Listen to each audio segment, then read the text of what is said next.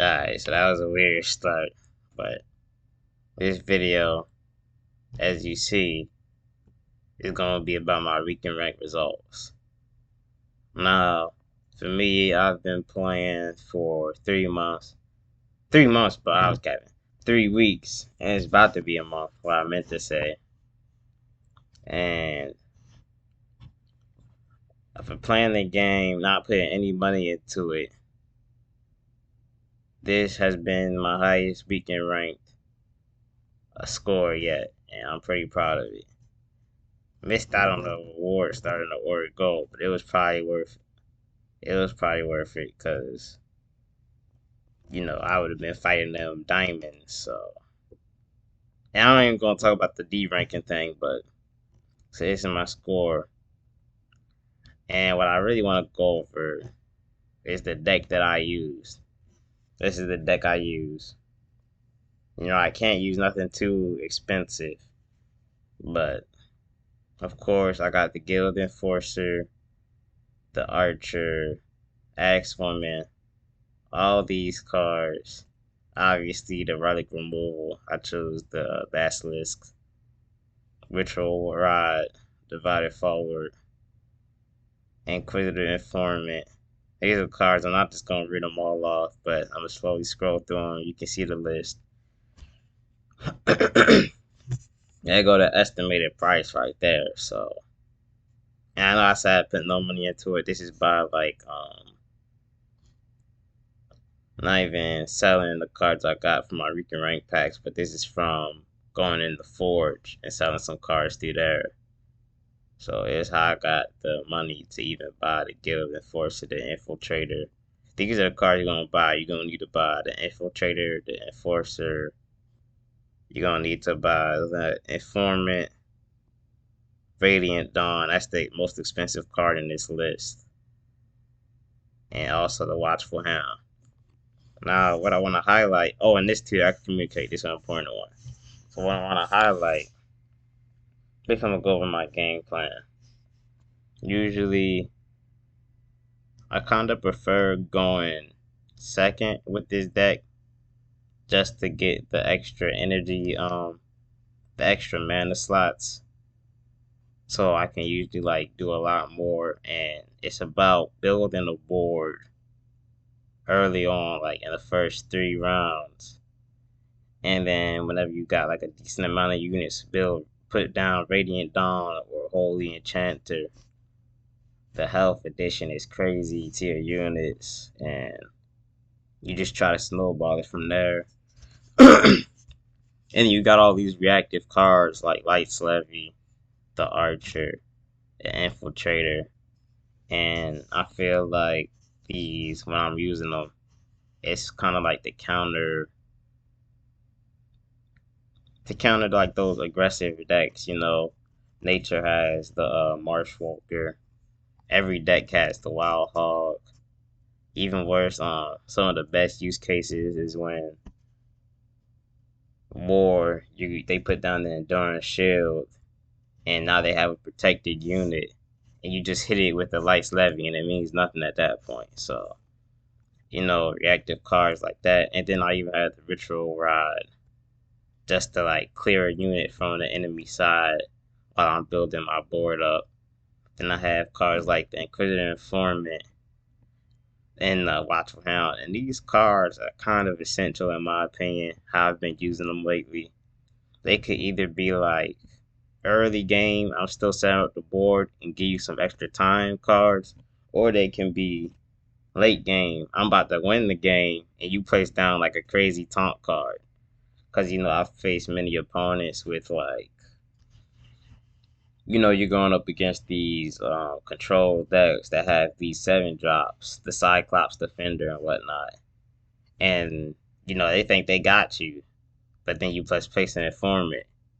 And then even for that, like you got cards like the Imperious Smite and Excommunicate, where you could just bypass whatever crazy card your opponent puts down if you have a decent board, and then like you can easily like snowball it and take control of the game.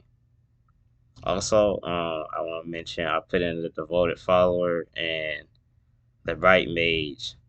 I feel like these cards are really good against nature. And I was matching up against a lot of nature when I was doing my weekend rank. I was matching up against a lot of nature, and these cards really help because you know what nature does with the canopy barrages and the lightning strikes, even the hero power, just throwing out these random attacks.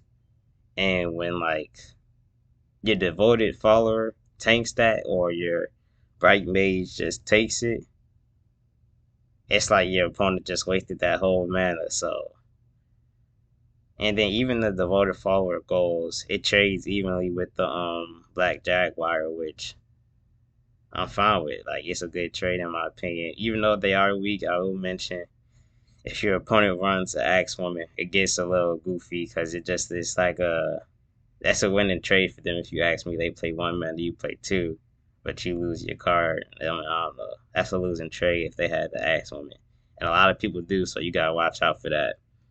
Besides that, it's pretty simple. Just build up your board, drop a Dawn, or drop a Holy Enchanter.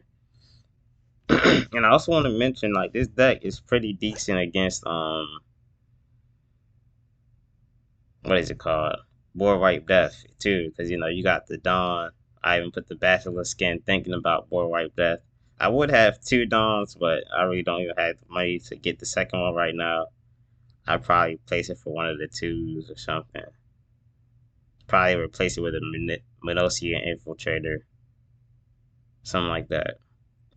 Just to like, cause these cards are really like the whole game in my opinion.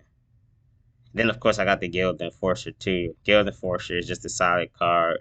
And when the Guild Enforcer gets a Radiant Dawn or the Holy Enchanter buff, then yeah, you know what that looks like. So no, it is what it is.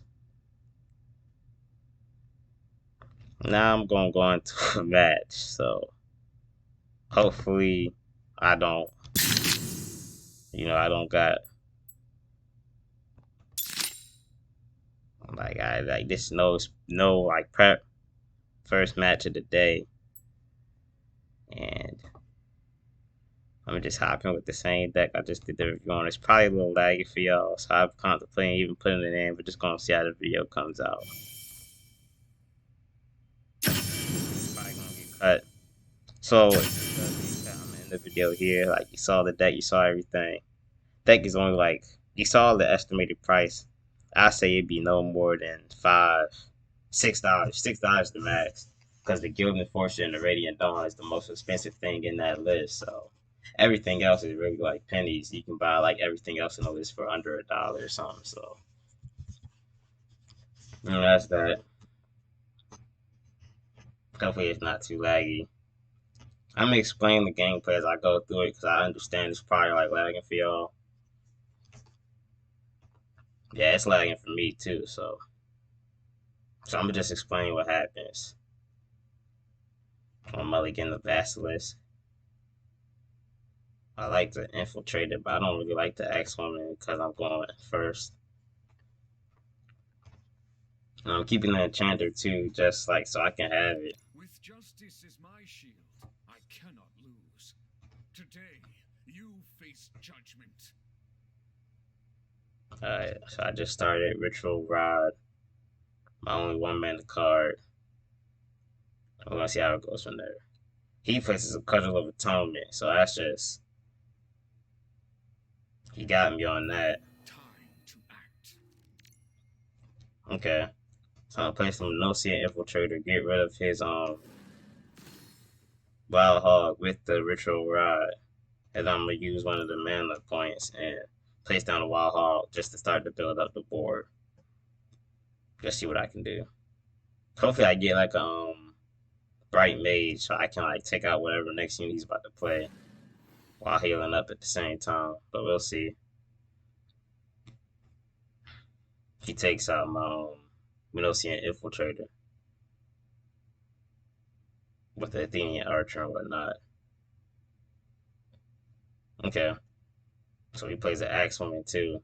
So he's just getting rid of my board, it seems, at this point. I guess he knows the strategy. Go ahead and use the hero power. Take out his archer. Then one hit to the face, just building up. He's probably gonna kill that if I had to guess. He might just have another Athenian archer to be honest, but we'll have to see. Damn. If I could get like another Minoxian infiltrator or like the light levy, that would have been good, but I didn't get that, so it is what it is.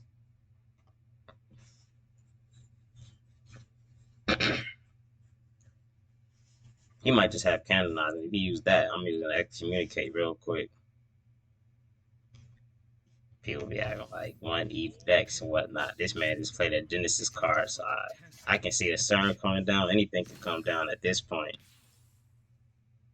That wouldn't surprise me. Oh, Olympian Guard. And he used the hero power, so he's really trying to build up. My turn. Okay. I'm gonna go ahead and use the enchanter now. Not that I want to, but I got two excommunicates in hand, so I just have to do what I can. Now he can probably even play his own like Radiant Dawn or whatnot and get back in the game. Like it's still close, so there's no telling who's gonna win. I feel like I got an edge on him, but my hand is looking strange. And I can already see it. Like how I drew, like I'm gonna end up drawing to all these lights, levies, and whatnot. And then he's not even gonna have no twos on the board for me to use it. I can see that happening. Okay, he trades with me, so I'm kind of happy he decided to do that. He used the hero power again. So it makes me feel like after I clear his board, he's not gonna have nothing for me. And there goes the Radiant Dawn. Okay.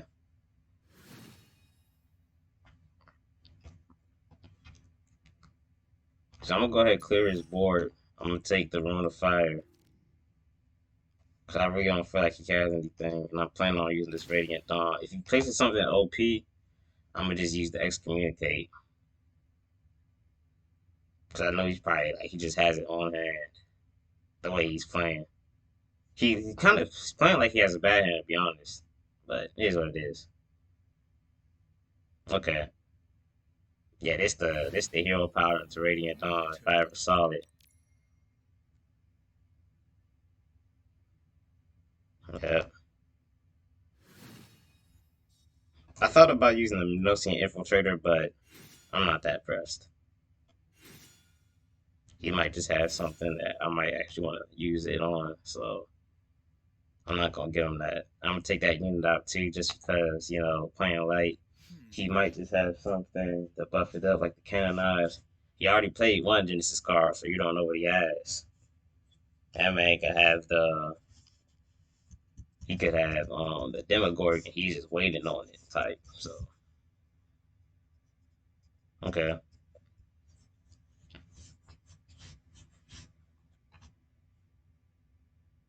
Oh no.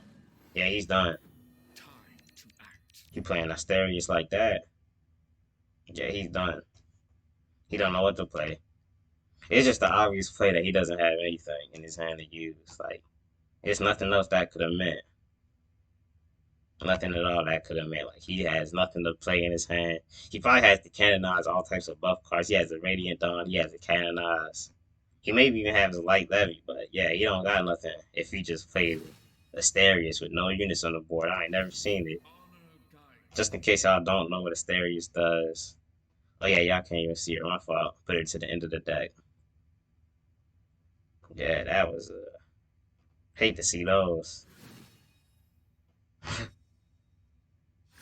Opponent don't know what to do. Ain't no way. Never thought I'd seen something like that. Man playing Asterius with no cards on the board. Yeah, he just knew at that point. I can't hold him. He must have had a rough hand. Ain't no way. Asterius with no cards on the board, bro. I could never tell me different. I never think I see it. Yeah, I'm gonna just keep it there though. I know it's probably a little bit laggy on my side, so I'm gonna go ahead and end it here. There goes the deck. Show the deck in the first half. That's pretty much all there is to it. So until next time, thanks for watching.